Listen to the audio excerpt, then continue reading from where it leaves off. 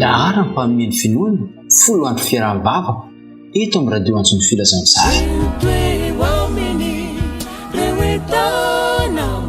Arahinao manomboka ny folo hatramin'ny 20 Janoary 2024. Ivantana eto amin'ny page Facebook Antsony Filazantsara ny Sirana. Lahara mpanomeny finoana fotoana manokana natao hitondranam-bavaka hifampahirizana. Manasanao anaraka tsy tapaka.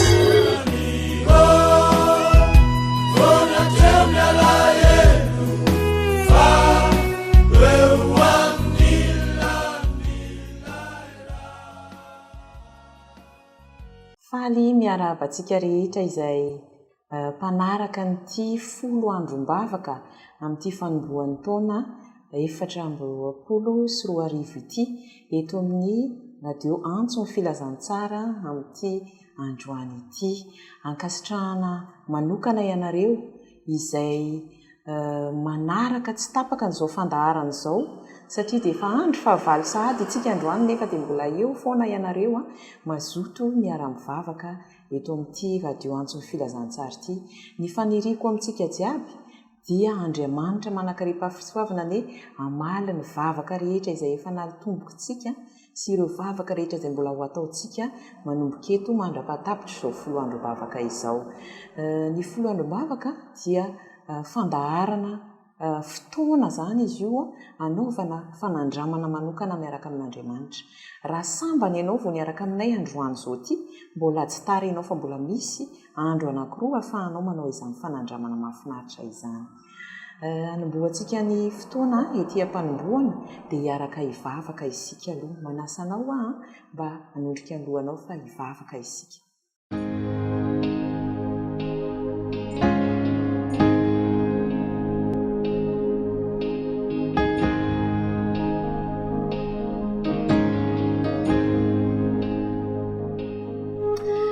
Tompo Andriamanitray masina sy tsara indrindra ny an-danitra, velom-pisaorana anao izahay satria mbola afaka hitolonam-bavaka eto amin'ity radio Antsony Filazantsara ity.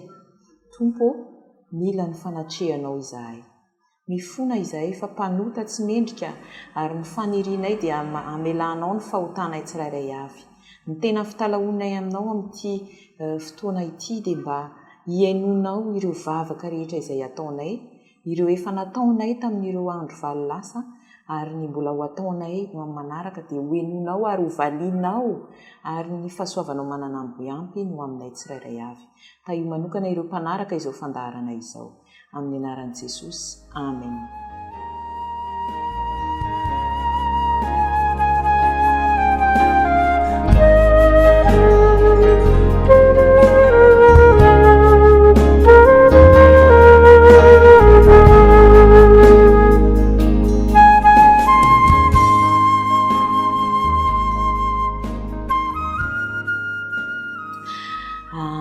Mpifaliana mandrakariva ho ihany teneniko teo ny hiaraka aminareo amin'ity andro fahavalo ity dia manana lohatenitsika hoe manana ny toe-tsain'ny fankasitrahana. Tsara ho marihana fa ireo lahara-pahameha amin'ny finoana no loha hevitra lehibe diniantsika nandritra n'ity 10 andro-bavaka ity. Ny androany kosa dia manahoana raha izany toe-tsain'ny fankasitrahana izany. Ao amin'ny Hebreo 12:20 dia misy ny andala-tenin'ny soratra masina izay hodiniantsika androany. Ovakitsika izy amin'ny anaran'i Jesosy. Manasanao mba handray ny baibolinao ary hijery izany andala-tenin'ny soratra masina izany. Hebreo 12:20 amin'ny anaran'i Jesosy. Koa satria mandray fanjakana tsy azo ampiororona isika, dia aoka isika hanana fahasoavana na hanana fanahy misaotra hoentitsika manao izay fanompona sitrak'Andriamanitra amin'ny fanajana sy ny fahatahorana. Izay zany ilay andala-teny soratra masina hodiniantsika androany. Hojerentsika voalohany aloha hoe manahoana moa izany toe-tsaina miabo izany. Ny toe-tsaina miabo dia sitrak'Andriamanitra raha ho amintsika zanany rehetra. Mila toe-tsaina manandanja tahaka izany Andriamanitra. Amin'io fananana toe-tsaina miabo io dia fieritreretana mandrakariva ny tsara mandrakariva ary ny fanantenana ny hoavy mahafinaritra mandrakariva miaraka amin'Andriamanitra. Ary ny fankasitrahana dia ny olona manana toetsaina miabo dia mahay makasitraka mandrakariva. Amin'izao andro faran'izao dia betsaka ny olona ny tsy mahay misaotra ary tsy mahay mankasitraka amin'ny zavatsoa na ireo zavatra rehetra izay azony avy amin'Andriamanitra. Izao ny ambaran'ny bokin'ny Hebreo hoe mila manana ny fanahy misaotra isika. Novakitsika teo izany tao amin'ny Hebreo 12:17 teo. Mahafaly an'Andriamanitra ny fankasitrahana ary misy fiantraikany tsara eo amin'ny fiainantsika ny fankasitrahana dia satria manampy antsika hifantoka izany amin'ny zavatra tsara mandrakariva na miabo izany. Dia tahaka ny ozatra dia miamatanjaka izany rehefa ampiasainao amin'ny tanjona tsara amin'ny alalan'ireo fiekenao fa mahazo fitahiana ianao. Dia izao hoe mitondra fahasalamana ho antsika na ianao ilay mankasitraka izany na ilay olona mandray fankasitrahana izany na ireo olona mijery ianareo amin'izany fankasitrahana izany dia mahazo fahasalamana daholo. Izany hoe manasa ny zanany Andriamanitra mba olo ny fankasitrahana. Ny zavatra mitranga matetika dia mangataka vavaka isika mitolona mbavaka amina antom-bavaka anankiray, mitalao, misy aman-taonany maro, misy amin'ny fotoana maro, nefa rehefa mivaly ny vavaka na manahoana ny valim-bavaka dia adinontsika mandrakariva amin'ny fankasitrahana. Dia malahelo Andriamanitra amin'izany koa izay ny anentanany hoe manasa antsika mandrakariva izy mba olo ny fankasitrahana mba ho voninahitr'Andriamanitra. Hojerentsika niny ao amin'ny 5 Tesalonisianina 1 azafady ny 5:5-9. Tesalonisianina 1:5-9 dia misy andalan-ten'ny soratra masina manentana antsika manao toy izao. Amin'ny anaran'i Jesosy, misaora amin'ny zavatra rehetra, fa izany ny sitrapon'Andriamanitra ao amin'ny Kristy Jesosy ho anareo.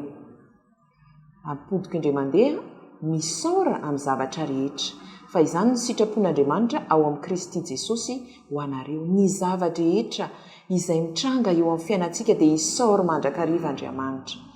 Ny fisaorana dia midika ho fahatsiarovana fa nanao soa tamintsika ny olona iray ary fanehoana ny fankasitrahana amin'ny teny voahevitra tsara indrindra izany. Manokatra amin'ny masontsika hahita ireo tsipirian'ny zavatra tsara eo amin'ny natiora sy eo amin'ny hafa izany fankasitrahana izany. Mahatonga antsika ho velom-pisaorana no ireo fitahiana tsotra na ireo fitahiana goavana izay nanomen'Andriamanitra antsika mandrakariva eo amin'ny fiainantsika izany. Tsy voatery ho tonga lafatra nefa ny fiainana vao ankafy sy miaina izao fiainana izao itsika. Hitantsika ary mitsika amintsika amin'ny fomba maro samihafa ny hatsara-tarehy. Eo ny fofomanitra ny voninkazo manodidina, ny fitadasiky ny lanitra sy ny hatsara ny ranomasina raha efa niampita ranomasina isika. Eo ny alina, ny kintana maro mahafinaritra izay eny amin'ny lanitra izay hitantsika dia efa afaka hankasitrahantsika an'Andriamanitra mandrakariva izany. Tiantsika Andriamanitra ary ny fankasitrahantsika azy eo amin'ny zavatra rehetra izay iainantsika izay avy aminy dia zava-dehibe ary hankasitrahany mandrakariva. Famaliana ny fifantohantsika. Rehefa manana toe-tsaina tia mankasitraka isika dia mampiala ny fifantohantsika amin'ny zavatra fironin'ny saina izay tsy hananantsika ho amin'ireo fitahiana tena misy izay sitrahantsika. Mitombo ny fankasitrahana rehefa tsapantsika ny fahalalan-tanan'Andriamanitra ary ny fahatsapantsika fa feno fitiavana antsika izy dia mampatonga antsika amerina izany fankasitrahana izany aminy. Ny fankasitrahantsika ireo namantsika manodidina antsika ihany koa, eny fa na ireo olona ray trano amintsika misy zavatra omeny raha antsika ny zanantsika andana alaivony misy zavatra saintsika alainy any amin'ny efitrano elany any rehefa tonga izy manatitra izany move tsika mba mahakasitraka misaotra izany zanantsika izany zany dia mampitombo ny fankatiavana misy ao anatin'ny tokantrano sy amin'ireo izay olona miara-miasa amintsika manodidina ihany koa ny fankasitrahana tsinona dia manome fahafaham-po ihany koa rehefa afa-po amin'ny zavatra anankiray isika dia mandeha ho azy ny fankasitrahana asehon'ny fandinihana natao voaingana fa tsy izay maneho fankasitrahana sy izay anehoana izany ihany izy no mihatsara ny fahasalamana fa izay manatry maso ny fanehoana izany fankasitrahana izany ihany koa dia misy tsirim-panentana miforona ao anatiny ary falya ireo izay olona manodidina ka mahazo fankasitrahana ihany koa araka ny lahatsoratra iray tao amin'ny New York Times dia ny fahitana olona roa mifaneho fankasitrahana dia mahatonga ireo mpitazana aneo fitiavana sy fiheverana azy roa nosoratan'izy ireo zany tamin'ny 8 Jona taona 2024 nahoana moa raha toka isika no andeha hampiatra tsika zanak'Andriamanitra ny anomboana an'izany eo ihany koa na dia mbola tsy nahalala an'Andriamanitra azy isika fa kosa nefa afaka maneho fankasitrahana amin'ireo izay manodidina antsika mampitombo ny toe-tsain'ny fankasitrahana izay anovany fiaonantsika amin'ireo olona manodidina antsika ho amin'ny tsara kokoa ary koa ahatonga n'izao tontolo izao ho toerana mahafinaritra kokoa dia izao hoe misaora an'Andriamanitra noho ny fanomezany ny toe-tsaina mahay mankasitraka dia ny fampahirezana omeko anao amin'ity androandroany ity manomboka eto tsika dia hitondram-bavaka hiaraka hivavaka maro ireo antom-bavaka izay efa nalefanareo eo amin'ny 4 miafina na ny MP atao amin'ny Facebook ary dia hoentina mbavaka eto satria dia tonga izany fotoana izany izao koa manentana anao mba hiara hivavaka amiko amin'izao fotoana izao hiara hivavaka isika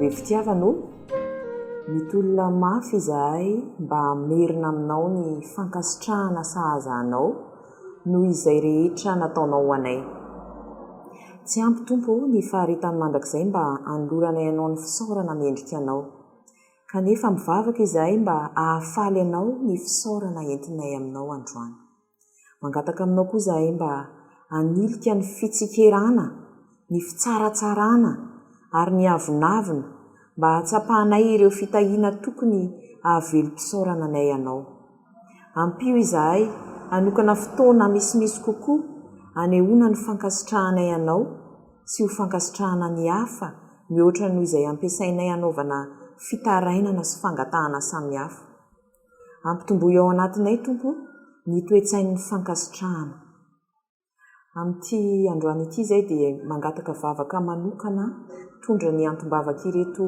namana mpiara-mivavaka ireto mangataka vavaka manokana ho an'ny papany ity olona iray ity mba ho tena salama tsara izy mangataka vavaka ho an'ny fianarana ihany koa mba hahita fahombiazana izy sy ny zanany misy olona mangataka vavaka tompo mba hidirana ao an-tsehatra amin'ny olana rabola ao an-tokantranony mangataka izy hiditra an-tsehatra ary mba misy koa ny fianakaviany mba hovalianao izany olana arabola izany mangataka ity olona iray ity mba hahajoro hatramin'ny farany ary mba hanana fahatokisana anao amin'ny zavatra rehetra ataony mangataka fanampiana avy aminao ihany koa izy ireo eo amin'ny fiainany andavanandro tompo mbola misy namanay ihany koa mangata-bavaka mba hidiranao an-tsehatra ny fanadinana lehibe izay ankinany no aviny izay ny ataony amin'ny 29 janvier 2024 ho avy izao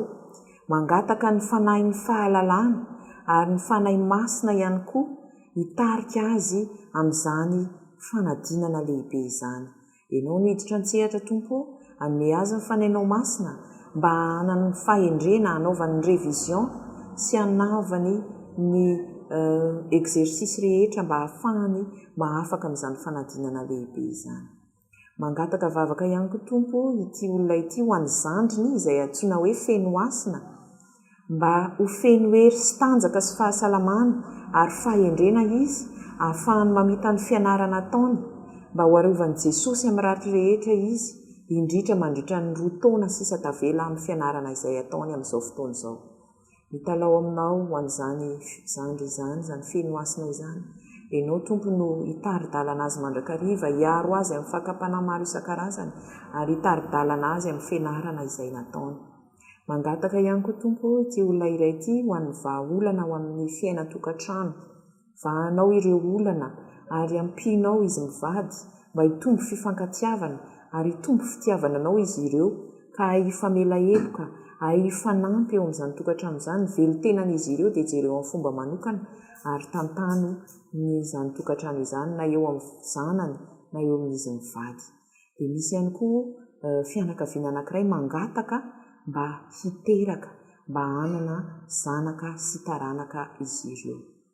Dia ny vavaka izay entinay eo am-pelantananao tompo dia asandratray mandrakariva eo anatrehanao.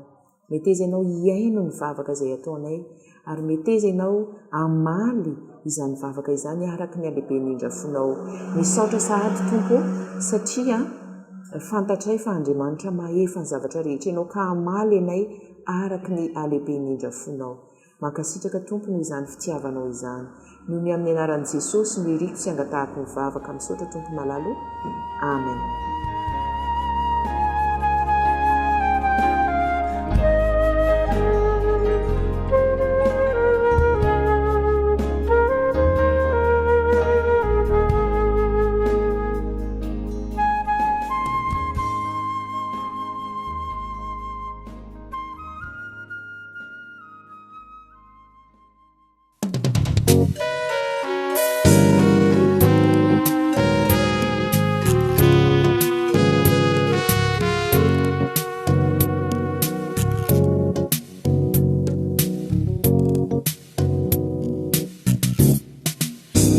Sofanantenana tsy miova fialofana ety izy rery no azo antoka satria fity koantsoi isanandro lasitraka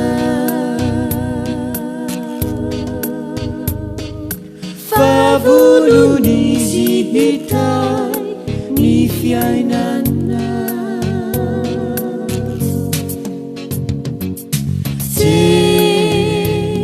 so tiako reny angina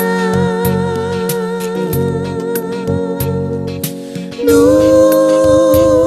ireo fitahina koantsoi isanandro lasitraka favolon'izy hitay ny fiainana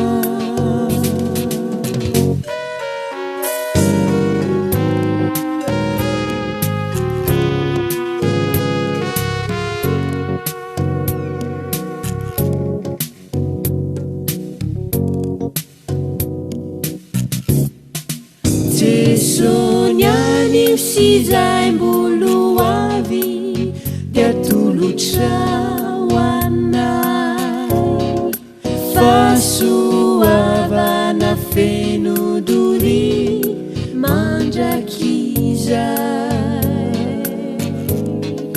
paradisa tena kanto no manina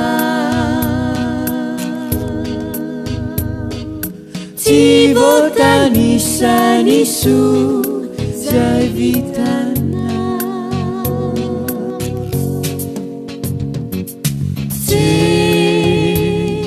sotiako reny angina no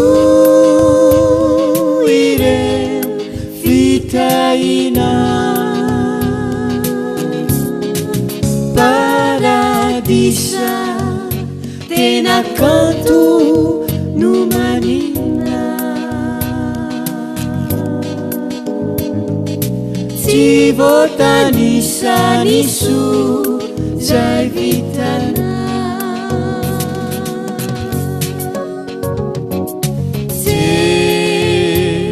sotiako reny angina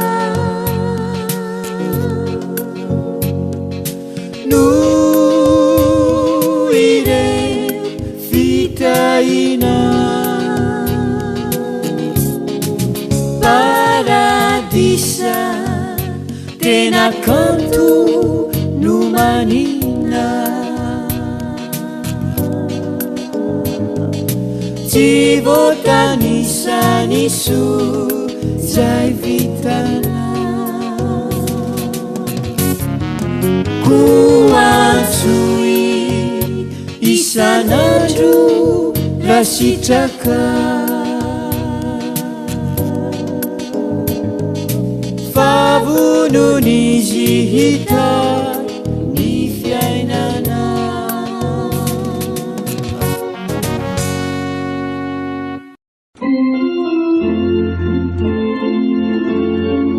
lahara mpanomeny finoana folo andro fiaraha-bava eto amin'ny radio antsony filazantsara arahinao manomboka ny folo hatramin'ny 20 janoary 2024 ivantana eto amin'ny page Facebook antsony filazantsara ny sirana lahara-mpanomeny finoana fotoana manokana natao hitondranam-bavaka hifampahirizana manasanao anaraka tsy tapaka